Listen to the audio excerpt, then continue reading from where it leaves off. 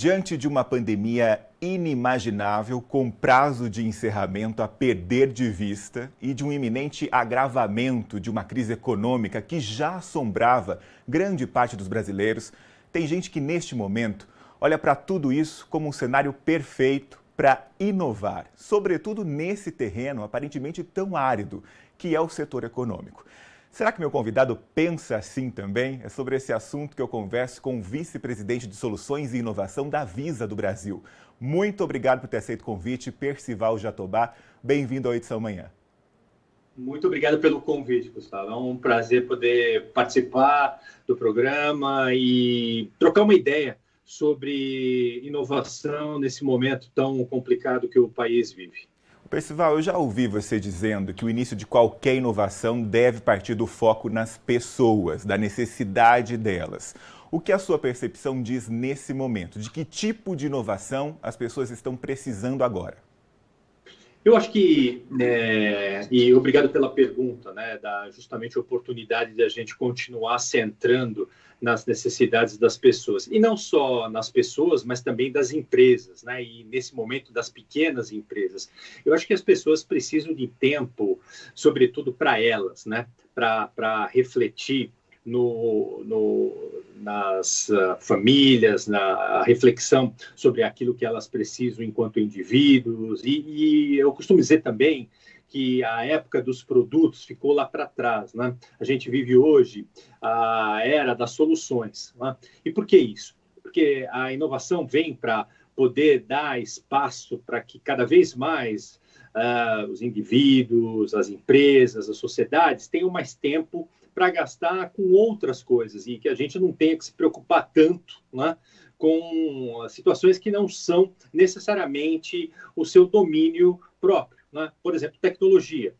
Não se espera que pessoas comuns sejam afeitas ao domínio da tecnologia. Espera-se que quando você inove ou que você coloque um produto sofisticadamente tecnológico na rua, ele seja de simples entendimento e adoção, para que você possa ter até o que a gente chama de escalabilidade. Porque se você inova e aquilo que você coloca na rua é de difícil entendimento e, portanto, vai ter uma adoção complicada, provavelmente ele não foi uma boa inovação. Boa inovação é aquela que a pessoa entende rápido, adota rápido e escala rápido, dando tempo para que ela se dedique a outras coisas mais importantes na sua vida. Perfeito. E em relação a isso mesmo, todos os caminhos indicam que a digitalização dos processos, serviços, seja a saída mais viável. Inclusive, isso foi super acelerado agora durante a pandemia. A gente também sabe, Percival, que boa parte dos clientes ainda enfrentam resistência, e isso por diversos motivos, inclusive a falta de acesso em muitos casos. Como inovar, então, levando em conta também essa parcela da população?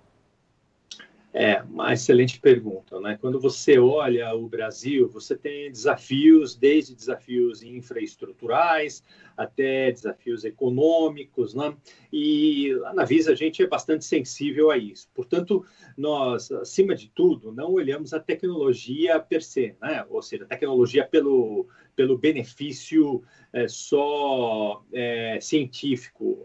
E, portanto, a gente, cada vez que coloca uma solução na rua, a gente, acima de tudo, adota uma metodologia que a gente chama de Human Design, que não é nada nova, ou seja, um desenho voltado para o ser humano novamente. Então, isso é extremamente testado, extremamente retestado, e extremamente voltado para determinados pontos da população. Porque não necessariamente aquilo que você se dedica a lançar para uma população, e isso é meramente ilustrativo, para o sul do país, ela pode ser não adequada para o centro-oeste, ou para o nordeste, ou para o norte. Você precisa respeitar questões que são totalmente focadas e que levam aspectos regionais, que levam aspectos também geracionais, enfim. É muito fácil falar que a tecnologia é o único motivador, quando na verdade não é. E isso eu costumo também aplicar quando a gente fala e recebe muitas perguntas, viu? Assim, quando é que vai terminar, ou qual é o prazo de validade do plástico, do cartão, né? É uma pergunta que não tem como uma resposta única. Eu costumo comentar que a gente tem, e costuma falar na Visa, sobre a desconstrução do plástico. O que é isso da desconstrução do plástico? Hoje, sem sombra de dúvida, a gente vê outras formas de pagamento, né? Que a gente chama não mais de cartão, e sim credencial de pagamento, né? E o que é isso? Quando você retira, vamos dizer assim, retira os elementos mais importantes do plástico, né? O número do cartão, por exemplo, a data de validade, o código que vai atrás, né? E você faz com que esses elementos estejam presentes em outras formas de pagamento, como, por exemplo, o celular, uma pulseira, enfim, outros formatos, né, também de pagamento, e faz com que isso passe a ser usual para outros consumidores, né? O mais importante não é tanto o formato, mas sim a segurança que você vai dar nessas outras formas de pagamento. É isso que a Visa tem cada vez mais investido. Então, segurança, usabilidade e interoperabilidade são talvez mais importantes do que o formato, garantindo, né, digamos, essas três grandes premissas, né, você garante que, independentemente que a pessoa use no sul do país ao norte do país, você dá um excelente serviço a todos. Percival, para a gente avançar, você até comentou isso no início da entrevista, né? E você tem falado isso não só em outras entrevistas, mas também na sua coluna, sobre a colaboração entre empresas, neste momento, né, com aquilo que elas têm de melhor. Você acredita que essa premissa vale para todos os segmentos de forma geral, desde grandes empresas, como é o caso da Visa e outras, mas também para as menores, se ajudar nesse momento? Não existe outro caminho para mim, não existe outro caminho. E isso cada vez mais fica claro, né, através de um programa que nós lançamos há 4 anos atrás, que é um programa de aceleração de startups, né?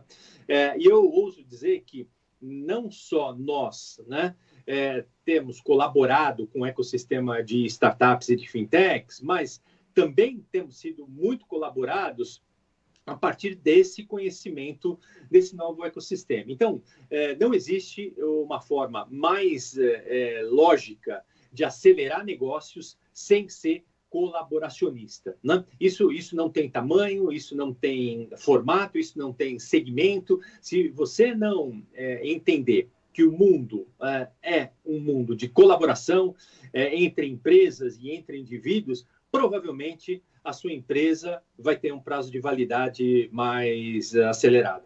Agora, Percival, outra situação interessante gerada a partir da experiência da empresa neste momento é algo que eu traduziria como a importância de saber a hora de parar. E isso aplica também aos processos, produtos. Você acredita que essa avaliação constante dos negócios e criar uma cultura de certo desapego também é essencial para a sobrevivência e para encontrar soluções de forma mais rápida, por exemplo? Eu não posso concordar mais com o que você está falando. Na verdade, a pandemia, né, e principalmente o que a gente viveu ao longo do ano passado, nos mostrou isso, né? E aí eu trago para a nossa conversa um tema que também lá na Visa, a gente, ao longo dos últimos anos, tem não só falado, mas tem praticado muito, que se chama execução. Não adianta você ter boas ideias se você se omite perante a execução. E a execução fala exatamente sobre esse ponto que você trouxe, né? Você pode ter um excelente planejamento estratégico e trazer para o teu planejamento estratégico um sem número de boas ideias e projetos. Mas o planejamento estratégico também pode ser eliminar projetos que já não faz mais sentido para a tua empresa ou para o teu planejamento estratégico, né? Então, é absolutamente verdade isso que você falou. Deixar de lado projetos ou deixar de lado planejamento que não é mais, que não traz mais significado prático, é sim às vezes doloroso, né? Ou às vezes dói, né? Eu costumo dizer que tem uns projetos que a gente chama de pet, né? No sentido de parece um animalzinho de estimação que você quer carregar para o resto da vida, mas você tem que largar, você tem que deixar, porque se você não deixar de lado esses projetos, provavelmente se você não vai abrir espaço para novos projetos que com certeza farão muito mais sentido para a tua empresa. No centro da discussão dessa última coluna, você fez uma provocação interessante que eu acredito que tenha mexido muito com aquelas pessoas que estão muito focadas em pensar nos principais desafios do momento. Foi quase como uma espécie de convite para a turma da disrupção e inovação se preocupar também com a execução dessas ideias. Foi o que você acabou de dizer. Você diria que, na realidade, esse é o principal desafio do momento, pensar em soluções, mas que sejam aplicáveis e aplicáveis de forma rápida? É sempre muito complicado, né, quando a gente afirma essa é a única, ou essa deve ser. Eu acredito que, sem sombra de dúvida, quando a gente conversa com os nossos clientes, quando a gente conversa com os nossos parceiros, sem sombra de dúvida, a execução está entre talvez as três primeiras grandes dores do mercado, né? E novamente, por quê? Porque não é fácil você, primeiro, né, gerenciar filas de desenvolvimento nos grandes centros de tecnologia, né? Você não tem necessariamente um processo de entrada e saída talvez tão disciplinado quanto você gostaria. Segundo, porque você não tem controle sobre o imponderável, né? Muitas vezes você tem essa fila disciplinada e controlada e você é simplesmente atropelado por fatores que são, digamos assim, fatores extracampo, né?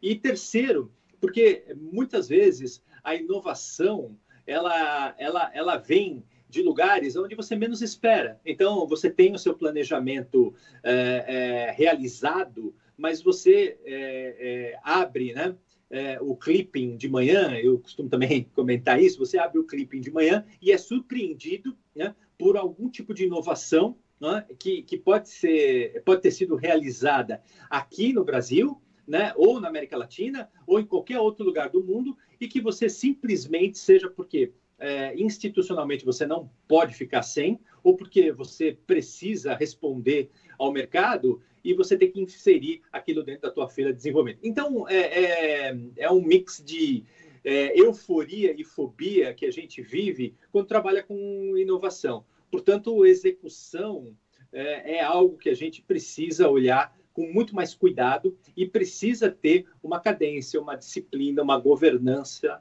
Não que a gente não tenha e que as grandes empresas não pratiquem, mas a gente precisa ter um zelo ainda maior, porque senão a gente provavelmente vai ter que retrabalhá-la, né, com uma maior constância, principalmente no mundo digital. Acho que a gente, quando eu vivia no mundo analógico, isso era de uma forma melhor controlada, né? Porque a gente tinha ciclos mais longos para se trabalhar. Digitalmente, esses ciclos não existem. Exatamente. Para a gente encerrar, Percival, vou fazer uma pergunta que eu acho que todos se fazem agora, mais até do que quando a gente vai ser vacinado, que é como a gente vai sair dessa, quando a gente sair. Eu realmente acho que alguém se dedica a encontrar soluções para os problemas. Essa resposta chega antes do que para mim, jornalista, relatando aqui o dia a dia. O que está na sua cabeça nesse momento? A gente vai sair pelo menos mais forte do que antes ou realmente tendo que correr atrás aí de um enorme prejuízo no segmento que você atua?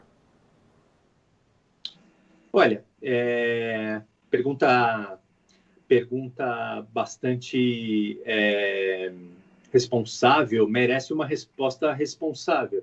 Eu acho que os números mostram, né, o que a gente tem visto, né? Uma situação bastante delicada, o que a nação brasileira vive, né? Outro dia, rapidamente, eu assisti um documentário sobre o World Trade Center, né? E nas duas torres morreram praticamente o que hoje a gente tem visto morrer diariamente. É chocante, é impressionante. A gente tem que parar com isso rapidamente. Entretanto, como bom brasileiro, nós sempre temos esperança, porque sem esperança, acho que o brasileiro não teria conseguido passar por tantas crises como a gente já passou. Portanto, eu sou brasileiro e eu tenho esperança. Então, acredito que com essa esperança brasileira, nós vamos ser vacinados, nós vamos reconstruir a nossa nação e vamos dar a volta por cima, né? E dentro do sistema financeiro e do sistema de pagamentos, a gente tem visto grandes demonstrações de não só inovação, mas grandes demonstrações dadas por grandes instituições nesse sentido, né? Obviamente não vou citar aqui para não correr o risco de omitir, mas ela tem estado ao lado, né, de todos esses problemas, dando essas demonstrações. Portanto, né, a minha contribuição, acho que cívica nesse momento, é fazer tudo aquilo que a gente precisa fazer para melhorar o nosso país. E disso eu não abro mão. Ok. Muito obrigado. E a Visa também não abre mão. Sim, muito obrigado pela sua entrevista, Percival, pela gentileza do seu tempo com a Rede Família. Até uma próxima oportunidade. Foi um grande prazer. Muito obrigado, Gustavo, e desejo a todos o melhor e que a gente passe por essa e logo, logo estejamos todos bem.